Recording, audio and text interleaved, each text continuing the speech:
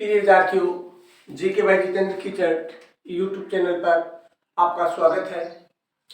हम पढ़ रहे थे कक्षा 12 के इतिहास विषय इम्पोर्टेंट क्वेश्चन। उसमें हमने पिछले वीडियो में भाग 3 में 62% तक पढ़ा था। आज प्रश्न संख्या 63 से पढ़ेंगे। आज के जो कुछ प्रश्न होंगे वो हमारे थोड़े बड़े प्रश्न होंगे, तो दो नंबर के होते हैं। जो प्रश्न 2 अंक का आता है वो प्रश्न होंगे आज का हमारा प्रश्न है 63 नंबर। शासक बनने के बाद कुंभा को किस कठिनाइयों का सामना करना पड़ा था? जब कुंभा है वो मेवाड़ का शासक बना था, उसे सबसे पहले किन किन कठिनाइयों का सामना करना पड़ा था?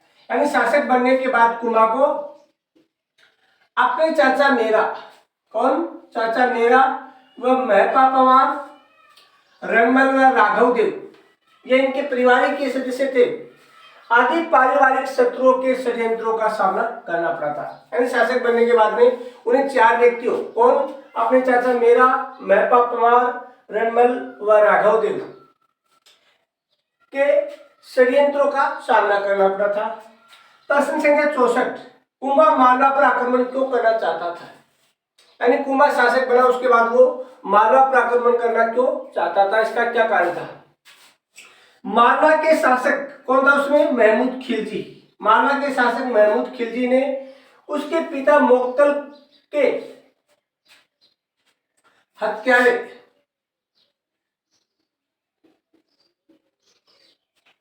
महपा पवार को शरण दे रखी थी। यानी महमूद खिलजी ने उसके पिता मोक्तल के हत्यारे महपा पवार को क्या शरण दे रखी थी। यानी इसके पिता को मारने में महपा पवार का ब्याह था और उसको महमूद खिलजी ने शरण दे रखी थी, इसलिए कुंभा को मालवा पर आक्रमण करना चाहता था। प्रश्न संख्या 65, एकलिंग महात्म्य कुंभा के विषय में क्या कहा गया है? जो एकलिंग महात्म्य ग्रंथ है, इसमें कुंभा के विषय में क्या बताया गया है? यानी एकलिंग महात्म्य कुंभा के विषय में क्या बताया गया कि कुंभा को वेद, किन किन चीजों का ज्ञात था?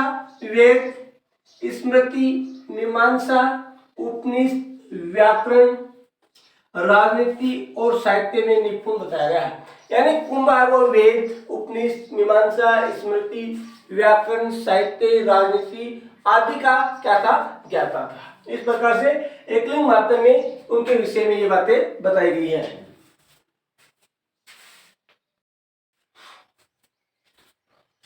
प्रश्न संख्या 66, कुंभा द्वारा रचित संगीत राज ग्रंथ के 5 भाग कौन कौन से?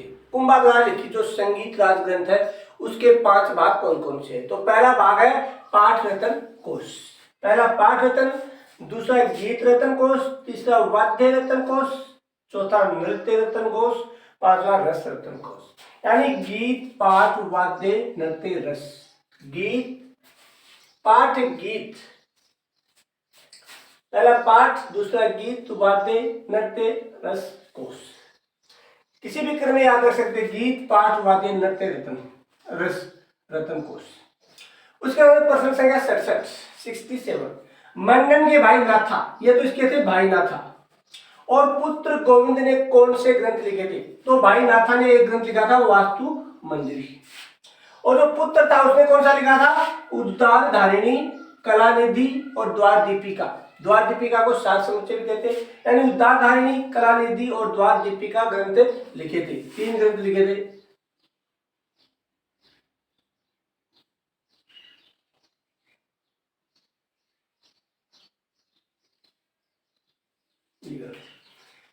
उसके बाद प्रश्न संख्या 68, सार समुच्चय ग्रंथ में किसका वर्णन है? यानी गोविंद द्वारा रचित जो सार समुच्चय ग्रंथ है द्वार दीपिका, उसमें किसका वर्णन है? तो सार समुच्चय ग्रंथ में गोविंद द्वारा रचित सार समुच्चय में विभिन्न व्याधियों, व्याधियां क्या होती है? बीमारियां। व्याधियां क्या होती है? बीमारियां। यानी विभिन्न बीमारियों के निदान एवं उपचार की विधियों का वर्णन किया गया है। यानी गोविंद द्वारा जो ग्रंथ लिखा गया है उस ग्रंथ में विभिन्न प्रकार की जो बीमारियां हैं उनके उपचार और उनका निदान, उनके रोकथाम के बारे में बताया गया है।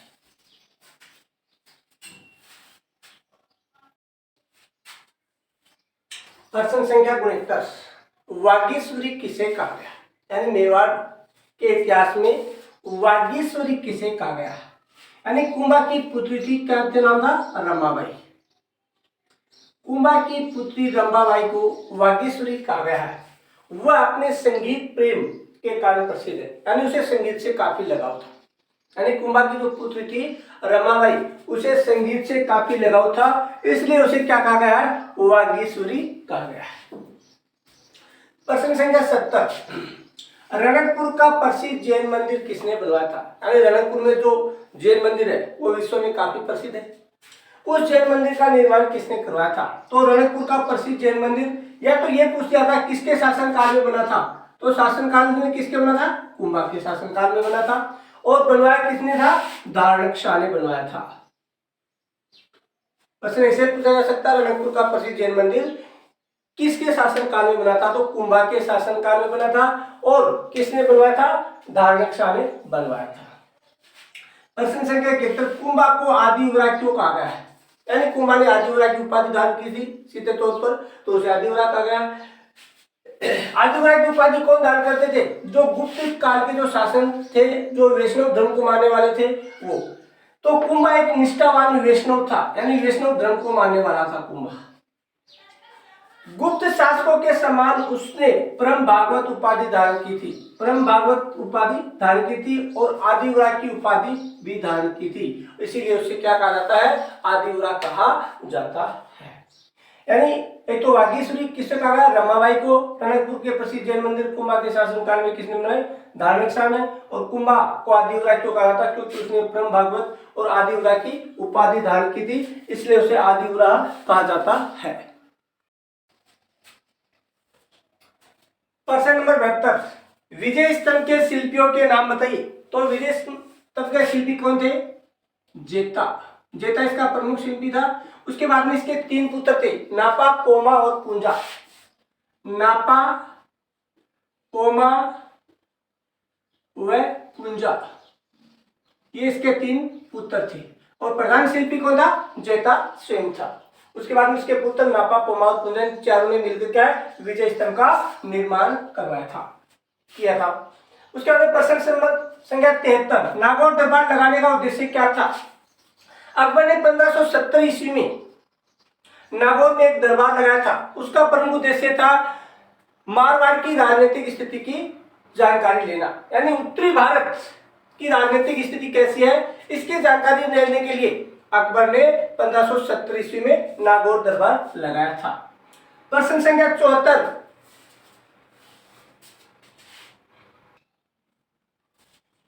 प्रश्न संख्या 74, अकबर ने चंद्रसेन को अपने अधीन करने के लिए किस किस को भेजा था? यानी चंद्रसेन जो मारवाड़ का शासक था, उसको अपने अधीन करने के लिए अकबर ने किस किस को भेजा था? तो अकबर ने 1573 ईस्वी में चंद्रसेन को अपने अधीन करने के लिए शाह कुली खां को भेजा।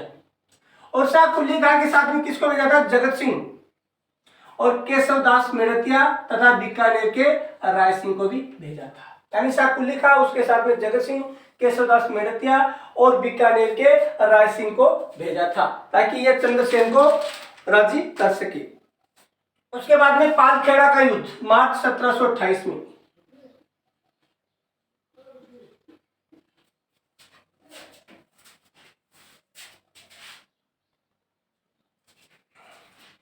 पालखेड़ा का युद्ध मार्च 1728 में पेशवा व निजाम के मध्य हुआ था। निजाम के मध्य। ये जो पालखेड़ा स्थान है ये औरंगाबाद के पास है, औरंगाबाद के पास। यहां पर मार्च 1728 में पेशवा व निजाम के मध्य युद्ध हुआ था पालखेड़ा का। प्रश्न संख्या 76, किस युद्ध को मेवाड़ का मैराथन कहा जाता है? तो कर्नल टोड ने दिवेर के युद्ध को मेवाड़ का मैराथन कहा था। कर्नल टोड ने दिवेर के युद्ध, दिवेर के युद्ध को मेवाड़ का मैराथन कहा था।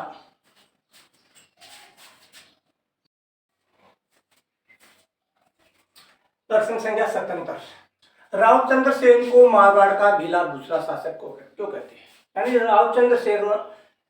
रावचंद्र सेन को मारवाड़ का भूला बिसरा नायक या शासक क्यों कहा जाता है? क्योंकि रावचंद्र सेन ने अपनी स्वतंत्रता के लिए जीवन पर्यंत संघर्ष किया था। उसके पश्चात भी उसे क्या है, इतिहास में कोई महत्वपूर्ण स्थान नहीं मिला, इसलिए उसे मारवाड़ का भूला बिसरा नायक कहते हैं।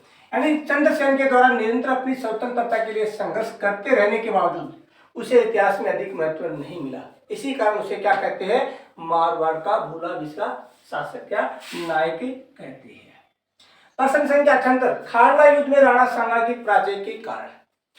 प्रश्न नंबर 78, खानवा युद्ध में महाराणा सांगा की पराजय के दो कारण यानी 2 नंबर का यह प्रश्न हो सकता है। पहला कारण, राजपूत सैनिक परंपरागत हथियारों से युद्ध लड़ रहे थे। राजपूतों के पास क्या थे, लाठी, भाले, बर्छी, तलवार ये थे, और जबकि मुगलों के पास क्या थी, इस युद्ध में तोप थी। इसलिए युद्ध में हारने का एक कारण क्या बन गया था, राजपूत जो सैनिक थे वो परंपरागत हथियारों से युद्ध लड़ रहे थे। दूसरा, राजपूत सेना में एकता व तालमेल का अभाव था, क्योंकि इस युद्ध में, खानवा युद्ध में, राजस्थान के जितने भी राजपूत थे सभी राजपूतों ने इकट्ठे होकर मुगलों के खिलाफ संघर्ष किया था। यानी विदेशियों को भारत से निकालने के लिए अंतिम प्रयास था राजपूतों का। इसमें सब अपनी अपनी सेनाएं लेकर आए थे, लेकिन उसमें आपसी सामंजस्य नहीं था, तालमेल नहीं था, एक दूसरे का स्वार्थ भी था, इसलिए वो इस युद्ध में विजय प्राप्त नहीं कर सके। उसके बाद में प्रश्न संख्या 79, कीर्ति स्तंभ प्रशस्ति की रचना किसने की थी? तो कीर्ति स्तंभ प्रशस्ति की रचना कवि अत्रि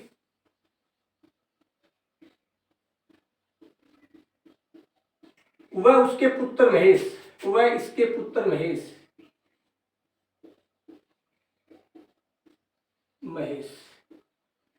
ने कीर्ति स्तंभ प्रशस्ति की रचना की थी। यानी कवि अत्रि और उस कवि अत्रि का पुत्र था महेश, इन दोनों ने क्या थी, कीर्ति स्तंभ प्रशस्ति की रचना की। कुंभा ने किसे कविराज की उपाधि से विभूषित किया था? यानी कुंभा ने अपने गुरु हीरानंद मुनि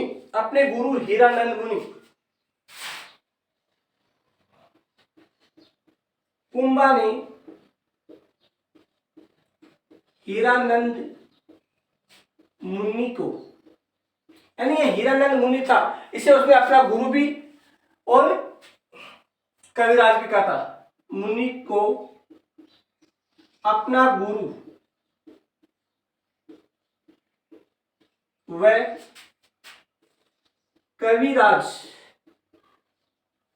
की उपाधि प्रदान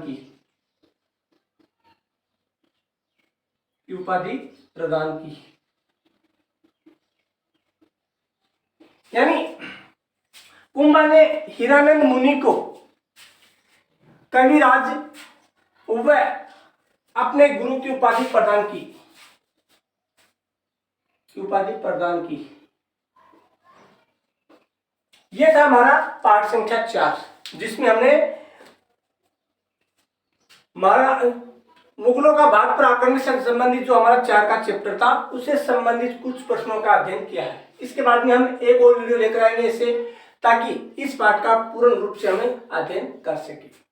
तो सभी विद्यार्थी इस वीडियो को ज्यादा से ज्यादा लाइक करें, शेयर करें और सब्सक्राइब करें। इसी के साथ जय हिंद, जय भारत, जय राजस्थान।